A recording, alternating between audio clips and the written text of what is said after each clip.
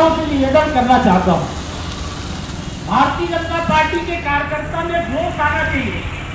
हमने कांग्रेस सरकार को जगाने के लिए कार्यक्रम नहीं रखे हैं, हम आम आदमी को बताने के लिए रखे हैं कि ये 4-4.5 साल में कांग्रेस की सरकार कौन सा काम किया है, इस विधानसभा में कौन सा काम नहीं किया है।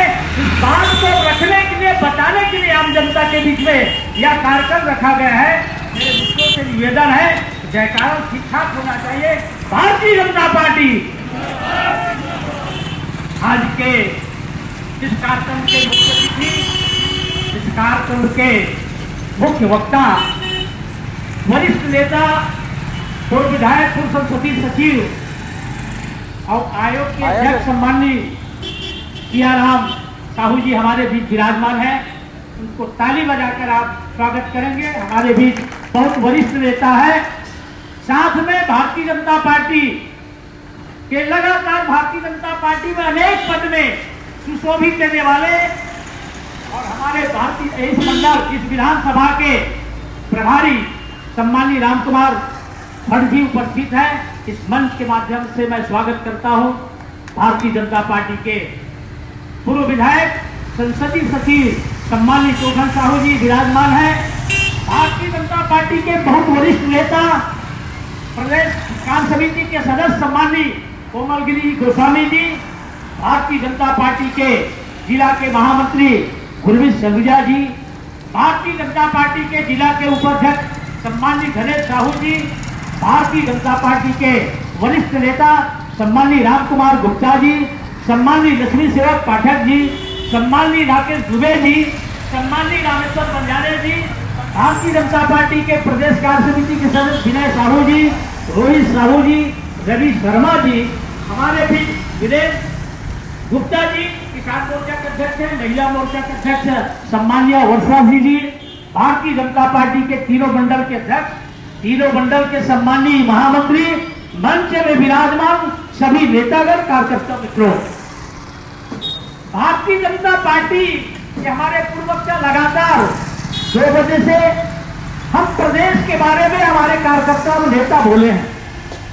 मैं इस मंच के माध्यम से कांग्रेसी भाइयों से पूछना चाहता हूं, मैं लोरमी विधानसभा के बारे में, क्योंकि लोरमी विधानसभा में हमारे पूरे प्रदेश में सभी विधानसभा में 1 दिन का यह धरना प्रदर्शन रखा गया है और इस धरना प्रदर्शन के माध्यम से उस कांग्रेसी नेता को, कांग्रेसी भाइयों से ये हमने प्रश्न कर रहे हैं कि आपने लोरमी विधानसभा में 5 साल में कांग्रेसी मित्रों से मैं पूछना चाहता हूं इस मंच के माध्यम से, एक भी ऐसा काम बता दीजिए सार्वजनिक काम तो आप 4.5 साल में किए होंगे। एक भी काम बता दीजिए। कांग्रेसी नेता यहाँ जो है 80 गौशाला है, लगभग गौठान है, 80 गौठान है लोरमी विधानसभा में। मैं इसका जानकारी लिया, 80 गौठान में एक गोबर खरीदा जाता है, लेकिन आप अभी लगातार इसके पिछले महीने में 2 महीने के बाद पहले हम सभी लोग, सभी नेता गांव-गांव गए हैं, गौठान गए हैं। मैं इस मंच के माध्यम से कांग्रेसी भाई से पूछना चाहता हूँ लोरमी विधानसभा के कि आप गौशाला में गोबर खरीदते हैं, वहाँ गाय है न पशु है, साथ कितना प्रति महीना आपको प्रतिदिन खरीदना है, गोबर प्राप्त कहाँ से करते हैं? ये मंच के माध्यम से कांग्रेसी भाई से पूछना चाहता हूँ। वहाँ कुछ नहीं है गोबर, वहाँ पशु नहीं है, गाय नहीं है, ये भ्रष्टाचार का प्रतीक है। ये कांग्रेस ने तो भ्रष्टाचार कर रहा है। रोड की बात करें तो रोड के बारे में अभी हमारे पूर्ववक्ता बता रहे थे, मैं ज्यादा कुछ ये बताना नहीं चाहता। रोड आज कांग्रेस की सरकार 4.5 साल में एक भी रोड का कोई मरम्मत नहीं किया है इस विधानसभा लोरमी में, और यदि किया है तो कांग्रेसी से मेरा मंच के माध्यम से चैलेंज करता हूं, वो खड़ा होकर बता दे या कल पेपर में बता दे कि हम अमुक रोड का मरम्मत करवाए हैं, अमुक रोड को बनवाए हैं। ये कांग्रेसी से मेरा सवाल है। दूसरा प्रश्न है कांग्रेस विधानसभा लोरमी का। लोरमी विधानसभा में लगातार जो अभी रोटर चेकर के माध्यम से नोडल अधिकारी बनाए गए, ये नोडल अधिकारी वहाँ गाय है, न बछरू है, न बकरी है, न बकरा है। एक नोडल अधिकारी क्या काम करवाए? भूपेश सरकार जी से मैं पूछना चाहता हूँ, इस अधिकारी से कौन सा काम लिए है इस लोरमी विधानसभा में? ये मेरा प्रश्न है। दूसरा विषय, कांग्रेस बंधुओं से मेरा प्रश्न है, कांग्रेस भाई जरा बताए कि कांग्रेस के सरकार में अभी लगातार जो घोटाला हुआ है, भ्रष्टाचार हुआ है, हमारे पूर्व वक्ता बताया है कि भ्रष्टाचार भारतीय जनता पार्टी के सरकार में, 15 साल के सरकार में, सम्मानी रमन जी के सरकार में एक भी ऐसा नेता नहीं होगा जिसके ऊपर उंगली उठाया होगा। और आपके सरकार में आपने 2000 करोड़ का शराब घोटाला कर दिए, चावल घोटाला कर दिए, अनेक भ्रष्टाचार में लिप्त है। हम इस मंच के माध्यम से हम कांग्रेसी मित्रों से पूछना चाहते हैं ताकि आपने है हिम्मत तो मंच लगाकर हमको जवाब दे सकते हैं। आपका प्रश्न उत्तर हम देंगे, इसलिए आज का कार्यक्रम एक धरना प्रदर्शन रखा गया है। आप सभी लोग, आप सब लोग जानते हैं आने वाले समय इसका बहुत कम दिन समय बचा है। 2 महीने के बाद आचार संहिता लगने वाला है, 2 महीने के बाद चुनाव होने वाला है, 3 महीने के बाद नवंबर में चुनाव होगा। ये भारतीय जनता पार्टी के कार्यकर्ता लगातार हम विपक्ष में रहकर हम किसान का मुद्दा, जवान का मुद्दा, व्यापारी के मुद्दा, विकास के मुद्दा इस मंच के माध्यम से हम लगातार 4.5 साल तक हमारे भारतीय जनता पार्टी प्रदेश से लेकर केंद्र तक हम रखे हैं। आने वाले 2023 में जब चुनाव होगा तो आम जनता से मेरा अपील है, आग्रह करता हूँ कि आने वाले समय में एक भ्रष्ट सरकार को बदलने के लिए भारतीय जनता पार्टी के यहाँ से विधायक बनाएंगे और भारतीय जनता पार्टी के सरकार प्रदेश में बने, इसी आशा के साथ आपको बहुत बहुत धन्यवाद। जय हिंद, जय भारत, जय छत्तीसगढ़। तो जैसा कि आप देख रहे हैं, आरजे रमझाझर न्यूज़ छत्तीसगढ़ आपको दिखा रहा है भारतीय जनता पार्टी विधानसभा लोरमी जिला मुंगेली की बात है। यहाँ पर छत्तीसगढ़ कांग्रेस सरकार की जन विरोधी नीतियों और भ्रष्टाचारों को लेकर एक दिवसीय धरना प्रदर्शन बीजेपी के द्वारा किया जा रहा है।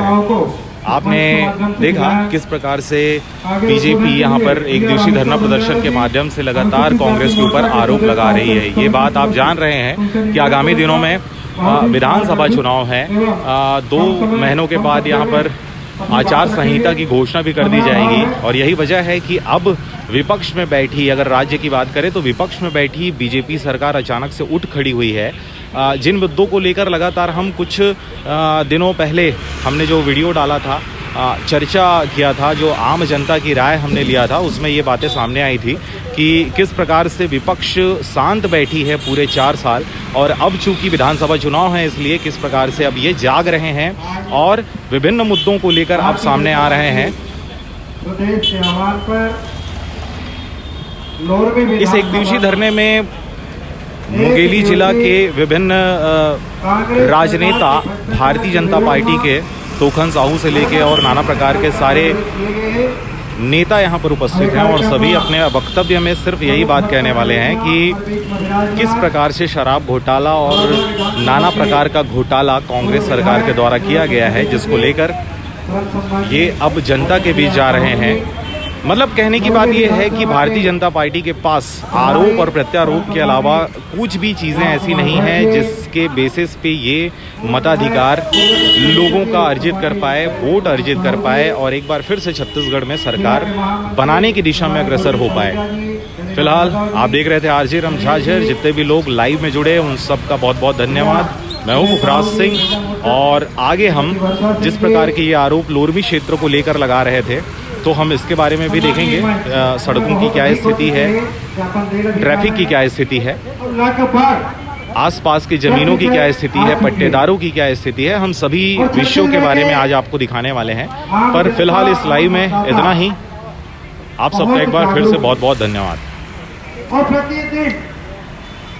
हम चाहते हैं इस वीडियो को ज़्यादा से ज़्यादा शेयर करें ताकि ये बातें लोगों तक आम हो सके, समझ सकें, मुद्दों को समझ सकें और इस प्रकार के जो आयोजन किए जा रहे हैं, आयोजनों के पीछे का सही जो उद्देश्य है उसको समझ सकें।